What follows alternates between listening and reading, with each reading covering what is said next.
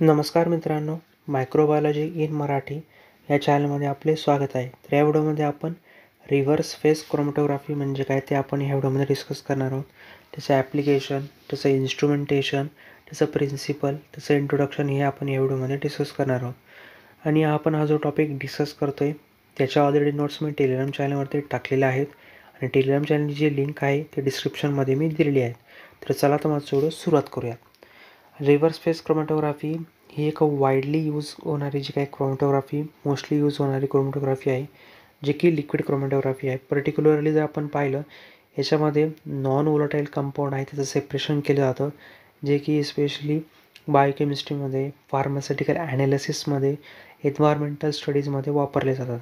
आणि याच्यामध्ये stationary phase म्हणून हायड्रोफोबिक जे काही मटेरियल असेल, जे काही पोलर मोबाईल फेज हा वापर केला जातो, जेणेकरून हायड्रोफोबिसिटी ही जी काही टर्म आहे त्याच्याद्वारे जे काही कंपाऊंडचं जे काही आहे ते सेपरेशन याच्यामध्ये होत असतं.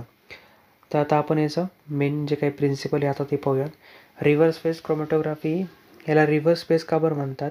कारण की ही अपोजिट आहे नॉर्मल फेस क्रोमॅटोग्राफीचे. नॉर्मली जर आपण पाहिलं नॉर्मल फेस क्रोमॅटोग्राफीमध्ये स्टेशनरी फेज हे पोलर असतं आणि मोबाईल फेज हे नॉन पोलर असतं.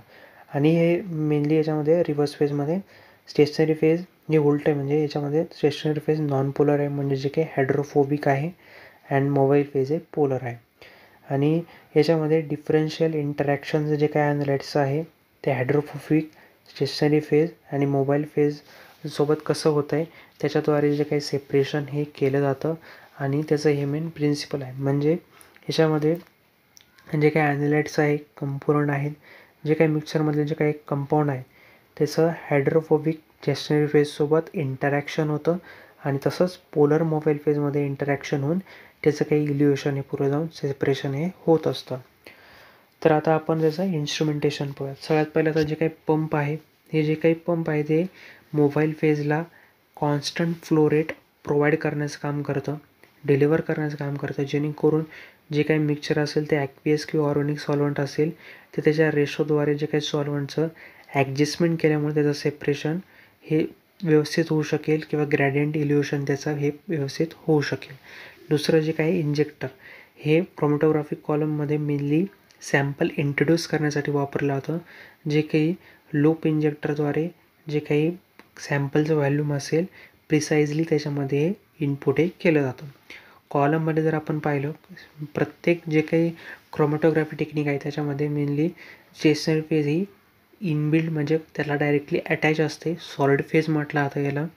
कॉलम हे पॅक असतं स्टेशनरी फेजसोबत आणि याच्यामध्ये मेनली हायड्रोफोबिक मटेरियल आपल्याला यूज केलेलं पाहायला मिळतं.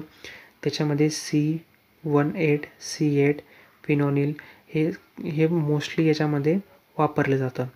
आणि स्टेशनरी फेजमध्ये जे काही रिव्हर्स फेज क्रोमॅटोग्राफी आहे जी हाय एफिशियन्सी आहे, जेणेकरून वाईड रेंज ऑफ कंपाऊंड याच्यापासून सेपरेशन हे केलं जातं.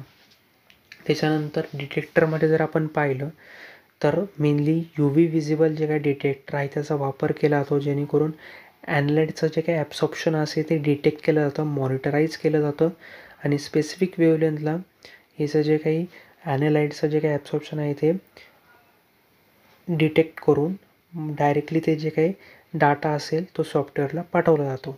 तर याच्यामध्ये मेनली 254 ते 280 नॅनोमीटर जे काही ऑर्गॅनिक कंपाऊंड किंवा प्रोटीन आहे त्याचं स्पेसिफिक वेवलेंथ किंवा त्याचं ॲब्सॉर्प्शन ऑफ ॲनालाइट्स आपण UV विजिबल डिटेक्टरच्या मदतीने आपण ॲनालाइज आणि मॉनिटरिंग करू शकतो. त्याच्यामध्ये वेगवेगळे हे जे काही UV विजिबल डिटेक्टर आहे त्याचा वापर न करता आपण अजूनसुद्धा जे काही डिटेक्टर आहे त्याचा वापर करू शकतो. रिफ्रॅक्टिव्ह इंडेक्स असेल, फ्लोरेसन्स डिटेक्टर असेल किंवा मास स्पेक्ट्रोमेट्री आहे, याचासुद्धा आपण ह्या ॲप्लिकेशनमध्ये किंवा रिव्हर्स फेस क्रोमॅटोग्राफीमध्ये यूज हा करू शकतो. तसंच आपण जे काही आहेत डिटेक्टरद्वारे जे काही ॲब्सॉर्प्शन असेल ते डिटेक्ट केलं जातं. नंतर जे काही फ्रॅक्शन कलेक्टर आहे ते फ्रॅक्शन कलेक्टर काय करतं, जे काही ॲनालाइट जे काही इल्युट झाले त्याला कलेक्ट करतं आणि नंतर फर्दर ॲनालिसिससाठी त्याचं फ्रॅक्शन करण्यासाठी पाठवलं जातं. आणि नंतर डाटा इक्युलेशन जे काही सिस्टीम आहे याच्यामध्ये मॉडर्न जे काही रिव्हर्स फेस क्रोमॅटोग्राफीमध्ये हे सॉफ्टवेअरली कंट्रोल केलं जातं. पूर्णपणे जो काही डिटेक्टर काढून आलेला जो काही सिग्नल आहे तो रेकॉर्ड केला जातो. त्याचं जे काही इंटिग्रेट पीक तयार केला जातो, मॉनिटरवरती जो काही पीक आहे तो आपल्याला दिसतो आणि जे काही ॲनालिसिस असेल त्या सेपरेशनचं, त्या डिटेल ॲनालिसिस हे त्या सॉफ्टवेअरद्वारे आपल्याला समजतं आणि हे जे काही सिस्टीम आहे ही इझिली कंट्रोल आहे ग्रेडियंट इल्युमिनेशन प्रोफाईलद्वारे आणि मोबाईल फेस कंपोजिशन जे काही ओव्हर टाईम आपण जे काही कंट्रोल करतो आहे त्याच्यामुळे त्याचं काही ॲनालिसिस आहे ते किंवा सेपरेशन आहे ते व्यवस्थित होतं. त्याच्यानंतर जर आपण पाहिलं याचे ॲप्लिकेशन खूप मोठ्या प्रमाणात आहेत. याचं जर आपण पाहिलं फार्मास्युटिकल जे काही आहेत ॲनालिसिसमध्ये ड्रग प्युरिटी टेस्टिंगसाठी, म्हणजे जे काही ड्रग आहे ॲक्टिव्ह फार्मास्युटिकल जे काही इन्ग्रेडियंट आहे त्याच्यामधल्या इम्प्युरिटी डिटेक्ट करण्यासाठी, ॲनालाइज करण्यासाठी किंवा ते जे काही प्रोडक्ट आहे इन्ग्रेडियंट आहे त्याला प्युरिफिकेशनसाठी, प्रोटीन अँड पेप्टाईड सेपरेशन असेल म्हणजे एखाद्या मिक्सचरमध्ये जर प्रोटीन असतील, पेप्टाईड असतील किंवा ऑलिगोन्यूक्लियोटाईड असतील तर ते सेपरेशन करण्यासाठी किंवा त्याचं ॲनालायसिस करण्यासाठी वापरलं जातं. मेनली याच्यामध्ये बोथ हायड्रोफोबिक आणि हायड्रोफिलिक रिजन असतात प्रोटीनमध्ये आणि मेनली जे काही हे आपल्याला माहिती आहे प्रोटीनमध्ये 2 फेजेस असतात, हायड्रोफोबिक पण असतात, हायड्रोफिलिक पण रिजन असतो. तर याच्यामध्ये आपण ह्या टेक्निकद्वारे जे काही हायड्रोफोबिक इंटरॅक्शन हे डायरेक्टली त्या रिव्हर्स फेस क्रोमॅटोग्राफीमध्ये होतं स्टेशनरी फेससोबत आणि हायड्रोफिलिक जे काही आहे रिजन तो निघून जातो आणि हायड्रोफोबिक इंटरॅक्शन हे त्या स्टेशनरी फेससोबत होतं ते त्याला अटॅच असतं आणि नंतर त्याच्या बेसिसवरती आपण त्याचं सेपरेशन करू शकतो. ज्यावेळेस आपल्याला हायड्रोफोबिक प्रोटीनचं सेपरेशन करायचं असेल मिक्सचरमधून, वेगवेगळे मिक्सचर असतात त्याच्यामध्ये प्रोटीन असतात, पॉलीपेप्टाईड असतात, तर त्याच्यामधून जर आपल्याला स्पेसिफिक हायड्रोफोबिक प्रोटीन जर सेपरेट करायचं असेल तर त्याच्यात ह्या टेक्निकचा जास्त प्रमाणात वापर केला जातो. कारण की ह्याच्यामध्ये आपण हायड्रोफोबिक जे काही असेल जे स्टेशनरी फेज आहे ते वापरत असतो, मोबाईल फेज आहे ते वापरत असतो.